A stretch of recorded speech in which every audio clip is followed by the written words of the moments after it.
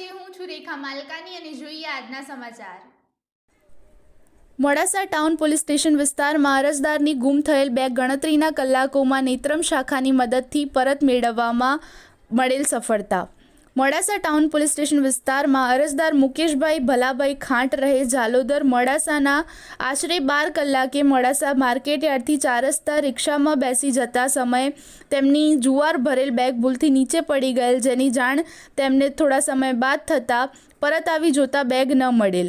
અરજદારે નેત્રમ શાખાનો અરવલ્લીનો સંપર્ક કરેલ, જેમાં નેત્રમ શાખા દ્વારા પ્રાથમિક માહિતી મેળવી ગુનામાં સીસીટીવી ફૂટેજની ચકાસણી કરી તેમાં પેસેન્જરની બેગ એક ઇકો કાર વાહન નંબર GJ31R3372માં બેઠેલ એક પેસેન્જરે લીધી હોવાનું જણાવેલ, જે માહિતી મેળવી ઇકો કારના ચાલકને સંપર્ક કરી પેસેન્જરની વિગત મેળવી ઉક્ત વ્યક્તિનો સંપર્ક કરી અરજદારની ગુમ થયેલ જુવાર ભરેલ બેગ કિંમત રૂપિયા 1800 સહી સલામત પરત મેળવેલ.